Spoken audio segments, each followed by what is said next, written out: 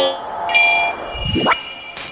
everyone, welcome back to another episode in the DIY investing education series. Today we're going to talk about ETFs. I'm sure you've heard of them, especially if you're a new investor coming in. They're sometimes recommended for newer investors. So what are ETFs? Well, ETF stands for Exchange Traded Fund, and the first big advantage of ETFs or of these products is that there is really no stock picking required, right? So especially as a new investor, it could be very tricky, very tedious and stressful to pick and choose the individual stocks or individual companies going in your portfolio.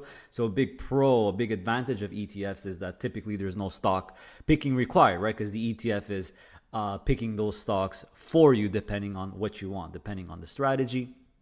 Another thing is that they're very, very easy to use. They actually trade similarly like a single stock. So you could buy them and sell them as if you were doing the same thing, for a single stock, a single ticker. Each ETF has its own ticker symbol and you could buy and sell them just like you do a normal stock or single stock. Number three big advantage is that many of them are diversified. You get instant diversification. Again, goes back to no stock picking required, right? So many ETFs already have that diversification, typically lowering your risk and lowering your volatility compared to picking and choosing individual stocks. Also, just the number of ETFs that you could, or the types of ETFs there are is absolutely huge now. You have many different types for different styles of investing rather. So you have index-based ETFs that are very, very popular. You have even asset types, right? You could get ETFs that invest in stocks. You could get ETFs that invest in fixed income, bonds, or even cash savings accounts. There's ETFs that are that could be a replacement, for example, for cash savings account. There's ETFs that focus on a certain theme or certain sector, like technology stocks or financial stocks, right? So different strategies as well, right? Just a regular index strategy. Maybe they focus on a dividend stock strategy, a covered call strategy. So there's many different styles of ETFs for every type of investor.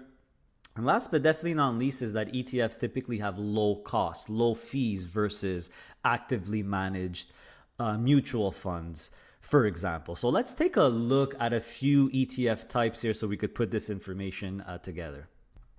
So let's start with a very popular style of ETF, the index style of ETF. And here, as an example, you have the Global X USSX ETF. This is the Global X S&P 500 Index ETF. This is the stock symbol. So when you look it up, like you're looking up a normal stock symbol, if you punch in USSX, when you search for it, it'll come up, right? And just a reminder, this is Global X Canada. So the ETFs that we're looking at as examples are listed on the Canadian stock market. So this, for example, is an index-based ETF. Another index-based ETF is CNDX by Global X. This is the Global X S&P TSX 60 Index ETF, a very popular index to capture the overall Canadian stock market, whereas the S&P 500 for the overall US stock market, right? Here's another one called HEQT, the Global X All Equity Asset Allocation ETF. This, for example, gives you access to some of the biggest indexes and stocks all around the world. So this one has regional diversification as well. You're getting stocks all around the world in one ETF. Here's one that's more an asset allocation ETF that actually has, like it says here, 60% in equity and 40%, which is stocks, and 40% in fixed income. It's a very popular style of investing, 60% equity, 40% fixed income.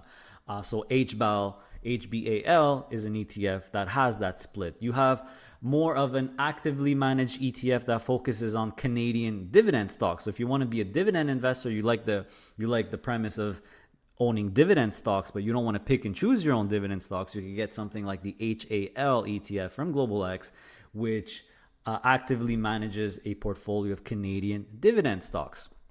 Here's another one that's sector specific or theme specific, if you will, the Global X Equal Weight Canadian Banks Index ETFs. So this has the big six Canadian banks. So instead of buying the six individual banks, you could get HBNK, you buy that, get that ETF and you have exposure to the six banks automatically. Here's one that's named Cash. That's the stock symbol, and it's literally it acts like a high interest savings account, right? So instead of going to the bank and opening a high interest savings account, you could just get this ETF.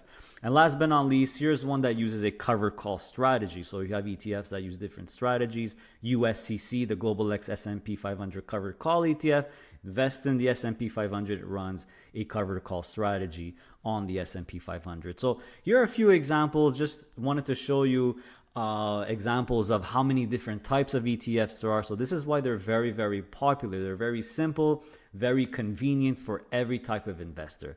But of course, now the question is, how do the management fees work, right? If we look at an ETF, always on the web page here, for example, you'll see there's going to be costs associated, right? Because Global X, for example, in this case, is managing the ETF, and there's going to be a management fee, management expense ratio. Sometimes you'll see a trading expense ratio.